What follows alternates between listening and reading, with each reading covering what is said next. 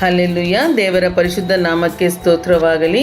ಪೌಲನು ರೋಮಾಪುರದವರಿಗೆ ಬರೆದ ಪತ್ರಿಕೆ ಅಧ್ಯಾಯ 3 ಹಾಗೂ 4 ಈ ದಿನ ನಾವು ಓದಿ ಧ್ಯಾನ ಮಾಡುವಂತರಾಗೋಣ. ರೋಮಾಪುರದವರಿಗೆ ಬರೆದ ಪತ್ರಿಕೆ ಅಧ್ಯಾಯ 3. ಹಾಗಾದರೆ ಯಹೂದ್ಯರ ಶ್ರೇಷ್ಠತ್ವವೇನು? ಸುನ್ನತಿಯಿಂದ ಲಾಭವೇನು? ಎಲ್ಲ ವಿಷಯಗಳಲ್ಲಿಯೂ ಬಹಳ ಉಂಟು. ಮೊದಲನೆಯದಾಗಿ ದೈವೋಕ್ತಿಗಳು ಅವರ ವಶಕ್ಕೆ ಒಪ್ಪಿಸಲ್ಪಟ್ಟವು. ಅವರಲ್ಲಿ ಕೆಲವರು ನಂಬದೆ ಹೋಗಿದ್ದರೇನು? ಅವರು ನಂಬದೆ ಹೋದದ್ದರಿಂದ ದೇವರು ವಚನಕ್ಕೆ ತಪ್ಪುವವನಾದನು? ಎಂದಿಗೂ ಇಲ್ಲ. ಎಲ್ಲ ಮನುಷ್ಯರು ಸುಳ್ಳುಗಾರರಾದರೂ ದೇವರು ಸತ್ಯವಂತನೇ ಸರಿ. ನೀನು ಎಲ್ಲ ನುಡಿಗಳಲ್ಲಿ ನ್ಯಾಯಸ್ಥನೆಂದು ಕಾಣಿಸಿಕೊಳ್ಳಬೇಕು. ನಿನ್ನ ಮೇಲೆ ವ್ಯಾಜ್ಯ ನಡೆಯುವಾಗ ನೀನು ಗೆಲ್ಲಬೇಕು ಎಂದು ಬರೆದದೆ. ನಾವು ನೀತಿ ತಪ್ಪಿ ನಡೆಯುವುದರಿಂದ ದೇವರಲ್ಲಿರುವ ನೀತಿ ಪ್ರಸಿದ್ಧಿಗೆ ಬರುವುದಾದರೆ ನಾವು ಏನು ಹೇಳೋಣ? ಉಗ್ರದಂಡನೆಯನ್ನು ಮಾಡುವ ದೇವರು ಅನ್ಯಾಯಸ್ಥನೇನು? ಈ ಮಾತನ್ನು ಲೋಕರೀತಿಯಾಗಿ ಆಡಿದ್ದೇನೆ, ಎಂದಿಗೂ ಅಲ್ಲ.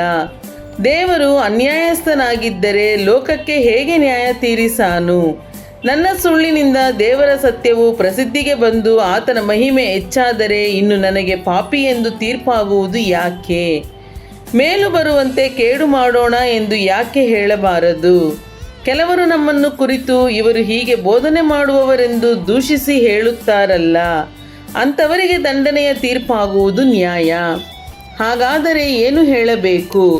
ನಾವು ಅನ್ಯರಿಗಿಂತ ಉತ್ತಮ ಸ್ಥಾನದಲ್ಲಿದ್ದೇವೋ? ಎಷ್ಟು ಮಾತ್ರಕ್ಕೂ ಇಲ್ಲ. ಯಹೂದ್ಯರೇ ಆಗಲಿ ಗ್ರೀಕರೇ ಆಗಲಿ ಎಲ್ಲರೂ ಪಾಪಕ್ಕೆ ಒಳಬಿದ್ದವರೆಂದು ಮೊದಲೇ ತೋರಿಸಿಕೊಟ್ಟಿದ್ದೇವಲ್ಲ.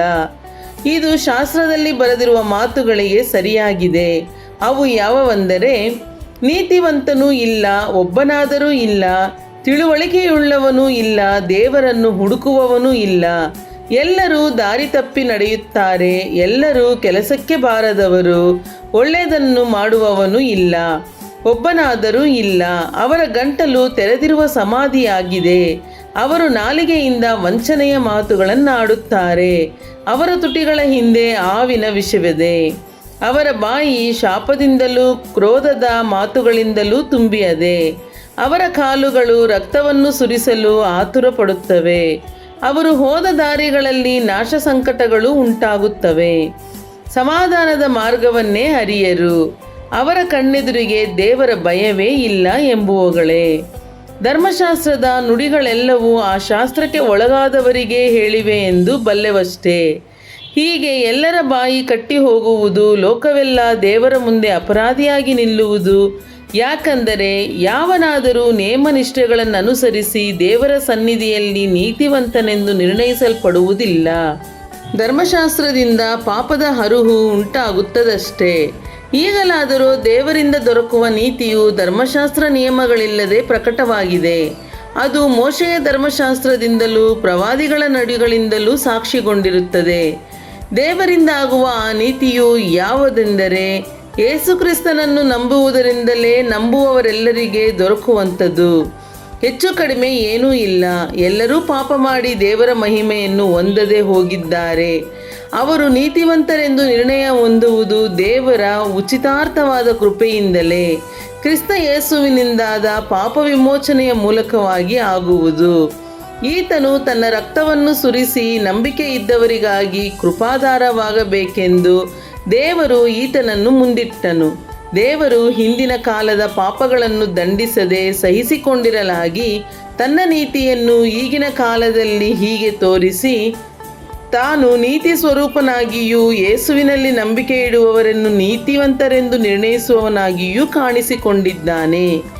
ಹಾಗಾದರೆ ಹೊಗಳಿಕೊಳ್ಳುವುದಕ್ಕೆ ಆಸ್ಪದವೆಲ್ಲಿ? ಅದು ಇಲ್ಲದೆ ಹೋಯಿತು. ಯಾವ ಪ್ರಮಾಣದಿಂದ? ಕರ್ಮ ಮಾರ್ಗವನ್ನು ಅನುಸರಿಸುವುದರಿಂದಲೋ ಅಲ್ಲ, ವಿಶ್ವಾಸ ಮಾರ್ಗವನ್ನು ಅನುಸರಿಸುವುದರಿಂದಲೇ.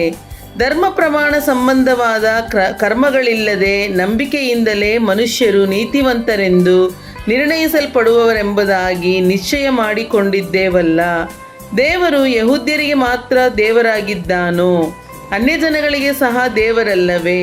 ಹೌದು, ದೇವರು ಒಬ್ಬನೇ ಆಗಿರಲಾಗಿ ಆತನು ಅನ್ಯಜನರಿಗೆ ಸಹ ದೇವರಾಗಿದ್ದಾನೆ. ಆತನು ಸುನ್ನತಿಯವರನ್ನು ನೀತಿವಂತರೆಂದು ನಿರ್ಣಯಿಸುವುದಕ್ಕೆ ಅಪಾರ ನಂಬಿಕೆಯೇ ಆಧಾರ. ಸುನ್ನತಿ ಇಲ್ಲದವರನ್ನು ಹಾಗೆಯೇ ನಿರ್ಣಯಿಸುವುದಕ್ಕೆ ನಂಬಿಕೆಯೇ ಕಾರಣ. ಹಾಗಾದರೆ ನಂಬಿಕೆಯಿಂದ ಧರ್ಮ ಪ್ರಮಾಣವನ್ನು ನಿರರ್ಥಕ ಮಾಡುತ್ತೇವೋ? ಎಂದಿಗೂ ಇಲ್ಲ. ಧರ್ಮ ಪ್ರಮಾಣವನ್ನು ಸ್ಥಿರಪಡಿಸುತ್ತೇವೆ. ರೋಮಾಪುರದವರಿಗೆ ಬರೆದ ಪತ್ರಿಕೆ ಅಧ್ಯಾಯ 4. ಹಾಗಾದರೆ ವಂಶಾನುಕ್ರಮವಾಗಿ ನಮಗೆ ಮೂಲಪಿತ್ರವಾಗಿರುವ ಅಬ್ರಹಾಮನು ಏನು ಪಡಕೊಂಡವನೆಂದು ಹೇಳಬೇಕು? ಅಬ್ರಹಾಮನು ಪುಣ್ಯಕ್ರಿಯೆಗಳಿಂದಲೇ ನೀತಿವಂತನಾದ ಪಕ್ಷದಲ್ಲಿ ಹೊಗಳಿಕೊಳ್ಳುವುದಕ್ಕೆ ಅವನಿಗೆ ಆಸ್ಪದವಿರುವುದು. ಆದರೆ ದೇವರ ಮುಂದೆ ಹೊಗಳಿಕೊಳ್ಳುವುದಕ್ಕೆ ಆಸ್ಪದವಿರುವುದಿಲ್ಲ. ಇದರ ವಿಷಯದಲ್ಲಿ ಶಾಸ್ತ್ರವು ಹೇಳುವುದನ್ನು ಆಲೋಚಿಸಿರಿ. ಅಬ್ರಹಾಮನು ದೇವರನ್ನು ನಂಬಿದನು, ಆ ನಂಬಿಕೆ ಅವನ ಲೆಕ್ಕಕ್ಕೆ ನೀತಿ ಎಂದು ಎಣಿಸಲ್ಪಟ್ಟಿತು ಎಂದು ಹೇಳುತ್ತದೆ. ಕೆಲಸ ಮಾಡಿದವನಿಗೆ ಬರುವ ಕೂಲಿಯು ದಯದಿಂದ ದೊರಕುವಂಥದ್ದೆಂದು ಎಣಿಕೆಯಾಗುವುದಿಲ್ಲ, ಅದು ಸಲ್ಲತಕ್ಕದ್ದೇ ಎಂದು ಎಣಿಕೆಯಾಗುವುದು. ಆದರೆ ಯಾವನು ಪುಣ್ಯಕ್ರಿಯೆಗಳನ್ನು ಮಾಡಿದವನಾಗಿರದೆ ಪಾಪಾತ್ಮರನ್ನು ನೀತಿವಂತರೆಂದು ನಿರ್ಣಯಿಸುವಾತನಲ್ಲಿ ನಂಬಿಕೆ ಇಡುತ್ತಾನೋ ಅವನ ನಂಬಿಕೆಯೇ ನೀತಿ ಎಂದು ಎಣಿಸಲ್ಪಡುವುದು. ದೇವರು ಯಾವನನ್ನು ಪುಣ್ಯಕ್ರಿಯೆಗಳಿಲ್ಲದೆ ನೀತಿವಂತನೆಂದು ಎಣಿಸುತ್ತಾನೋ ಅವನು ಧನ್ಯನೆಂದು ದಾವಿದನು ಸಹ ಹೇಳುತ್ತಾನೆ. ಹೇಗೆಂದರೆ, ಯಾರ ಅಪರಾಧಗಳು ಪರಿಹಾರವಾಗಿವೆಯೋ, ಯಾರ ಪಾಪಗಳು ಕ್ಷಮಿಸಲ್ಪಟ್ಟಿವೆಯೋ ಅವರೇ ಧನ್ಯರು. ಕರ್ತನು ಯಾವನ ಪಾಪವನ್ನು ಲೆಕ್ಕಕ್ಕೆ ತರುವುದಿಲ್ಲವೋ ಆ ಮನುಷ್ಯನೇ ಧನ್ಯನು. ಈ ಶುಭವಚನವು ಸುನ್ನತಿ ಇದ್ದವರಿಗೆ ಮಾತ್ರವೋ, ಸುನ್ನತಿ ಇಲ್ಲದವರಿಗೆ ಸಹ ಆಗುತ್ತದೋ ನೋಡೋಣ. ಅಬ್ರಹಾಮನ ಲೆಕ್ಕಕ್ಕೆ ಅವನ ನಂಬಿಕೆಯೇ ನೀತಿ ಎಂದು ಎಣಿಸಲ್ಪಟ್ಟಿತೆಂಬುದಾಗಿ ಹೇಳುತ್ತೇವಲ್ಲ. ಅದು ಯಾವಾಗ ಎಣಿಸಲ್ಪಟ್ಟಿತು? ಅವನಿಗೆ ಸುನ್ನತಿ ಆದ ಮೇಲೆಯೋ, ಸುನ್ನತಿ ಆಗುವುದಕ್ಕೆ ಮೊದಲೋ? ಸುನ್ನತಿ ಆದ ಮೇಲೆ ಅಲ್ಲ, ಸುನ್ನತಿ ಆಗುವುದಕ್ಕೆ ಮೊದಲೇ ಎಣಿಸಲ್ಪಟ್ಟಿತು. ಆಮೇಲೆ ಸುನ್ನತಿ ಎಂಬ ಸಂಸ್ಕಾರವನ್ನು ಗುರುತಾಗಿ ಹೊಂದಿದನು. ಇದು ಸುನ್ನತಿಯಾಗುವುದಕ್ಕೆ ಮೊದಲೇ ಅವನಿಗಿದ್ದ ನಂಬಿಕೆಯಿಂದಾದ ನೀತಿಗೆ ಮುದ್ರೆಯಾಗಿತ್ತು. ಹೀಗಿರುವುದರಿಂದ ಅವನು ನಂಬುವವರೆಲ್ಲರಿಗೂ ಅವರು ಸುನ್ನತಿ ಇಲ್ಲದವರಾದಾಗ್ಯೂ ಮೂಲ ತಂದೆಯಾದನು. ಅವರು ನೀತಿವಂತರೆಂದು ಎಣಿಸಲ್ಪಡುವರು.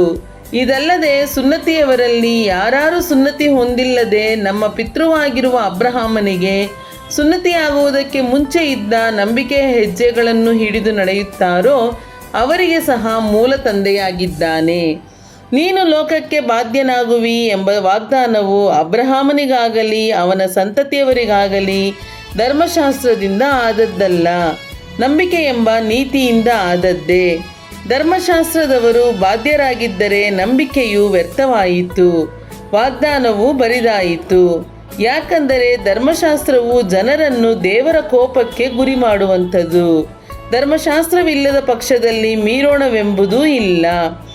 ಆದ ಕಾರಣ ಆ ಬಾಧ್ಯತೆಯು ಕೃಪೆಯಿಂದಲೇ ದೊರೆಯುವಂಥದ್ದಾಗಿರುವಂತೆ ಅದು ನಂಬಿಕೆಯ ಮೂಲಕ ಸಿಕ್ಕುತ್ತದೆ. ಹೀಗೆ ಆ ವಾಗ್ದಾನವು ಅಬ್ರಹಾಮನ ಸಂತತಿಯವರೆಲ್ಲರಿಗೂ, ಅಂದರೆ ಧರ್ಮಶಾಸ್ತ್ರವನ್ನು ಆಧಾರ ಮಾಡಿಕೊಂಡವರಿಗೆ ಮಾತ್ರವಲ್ಲದೆ ಅಬ್ರಹಾಮನಲ್ಲಿದ್ದಂಥ ನಂಬಿಕೆಯುಳ್ಳವರಿಗೆ ಸಹ ಸ್ಥಿರವಾಗಿ ನಿಲ್ಲುವುದು. ನಾನು ನಿನ್ನನ್ನು ಅನೇಕ ಜನಾಂಗಗಳಿಗೆ ಮೂಲಪಿತೃವಾಗಿ ನೇಮಿಸಿದ್ದೇನೆಂದು ಶಾಸ್ತ್ರದಲ್ಲಿ ಬರೆದಿರುವ ಪ್ರಕಾರ ಅಬ್ರಹಾಮನು ನಮ್ಮೆಲ್ಲರಿಗೂ ದೇವರ ಸನ್ನಿಧಿಯಲ್ಲಿ ಮೂಲಪಿತೃವಾಗಿದ್ದಾನೆ. ದೇವರು ಸತ್ತವರನ್ನು ಬದುಕಿಸುವವನಾಗಿಯೂ ಇಲ್ಲದ್ದನ್ನು ಇರುವುದಾಗಿ ಕರೆಯುವವನಾಗಿಯೂ ಇದ್ದಾನೆಂದು ಅಬ್ರಹಾಮನು ನಂಬಿದನು. ನಿನ್ನ ಸಂತಾನವು ನಕ್ಷತ್ರಗಳಷ್ಟಾಗುವುದು ಎಂಬುದಾಗಿ ತನಗೆ ಹೇಳಲ್ಪಟ್ಟ ಮಾತು ನೆರವೇರುವುದಕ್ಕೆ ಮಾರ್ಗ ತೋರದೇ ಇರುವುದರಿಂದ ಅಬ್ರಹಾಮನು ತಾನು ಅನೇಕ ಜನಾಂಗಗಳಿಗೆ ಮೂಲಪಿತೃವಾಗುವವನೆಂಬ ನಿರೀಕ್ಷೆಗೆ ಆಸ್ಪದವಿಲ್ಲದಿರುವಾಗಲೂ ನಿರೀಕ್ಷಿಸಿ ನಂಬಿದನು. ಅವನು ಹೆಚ್ಚು ಕಡಿಮೆ 100 ವರ್ಷದವನಾಗಿದ್ದು ತನ್ನ ದೇಹವು ಆಗಲೇ ಮೃತಪ್ರಾಯವಾಯಿತೆಂದು, ಸಾರಳಿಗೆ ಗರ್ಭಕಾಲ ಕಳೆದು ಹೋಯಿತೆಂದು ಯೋಚಿಸಿದಾಗ್ಯೂ ಅವನ ನಂಬಿಕೆಯು ಕುಂದಲಿಲ್ಲ. ದೇವರು ಮಾಡಿದ ವಾಗ್ದಾನದ ವಿಷಯದಲ್ಲಿ ಅವನು ಅಪನಂಬಿಕೆಯಿಂದ ಚಂಚಲಚಿತ್ತನಾಗಲಿಲ್ಲ. ದೇವರನ್ನು ಘನಪಡಿಸುವವನಾಗಿ ಆತನು ತನ್ನ ವಾಗ್ದಾನವನ್ನು ನೆರವೇರಿಸುವುದಕ್ಕೆ ಸಮರ್ಥನೆಂದು ಪೂರಾ ಭರವಸವಿಟ್ಟು ದೃಢ ನಂಬಿಕೆಯುಳ್ಳವನಾದನು. ಆದದರಿಂದ ಆ ನಂಬಿಕೆಯು ಅವನ ಲೆಕ್ಕಕ್ಕೆ ನೀತಿ ಎಂದು ಎಣಿಸಲ್ಪಟ್ಟಿತು. ಆದರೆ ಅದು ಅವನ ಲೆಕ್ಕಕ್ಕೆ ನೀತಿ ಎಂದು ಎಣಿಸಲ್ಪಟ್ಟಿತೆಂಬುದು ಅವನಿಗೋಸ್ಕರ ಮಾತ್ರವಲ್ಲದೆ ನಮಗೋಸ್ಕರವೂ ಬರೆದಿರುವುದು. ನಮ್ಮ ಕರ್ತನಾದ ಯೇಸುವನ್ನು ಸತ್ತವರೊಳಗಿಂದ ಎಬ್ಬಿಸಿದ ದೇವರನ್ನು ನಂಬುವ ನಮಗೂ ನಂಬಿಕೆಯು ನೀತಿ ಎಂದು ಎಣಿಸಲ್ಪಡುವುದು. ದೇವರು ಆತನನ್ನು ನಮ್ಮ ಅಪರಾಧಗಳ ನಿಮಿತ್ತ ಮರಣಕ್ಕೆ ಒಪ್ಪಿಸಿಕೊಟ್ಟು ನಮಗೆ ನೀತಿವಂತರೆಂಬ ನಿರ್ಣಯವು ಉಂಟಾಗುವ ನಿಮಿತ್ತ ಜೀವದಿಂದ ಎಬ್ಬಿಸಿದನು. ಹಲ್ಲೆಲೂಯಾ. ದೇವರ ಪರಿಶುದ್ಧ ನಾಮಕ್ಕೆ ಸ್ತೋತ್ರವಾಗಲಿ.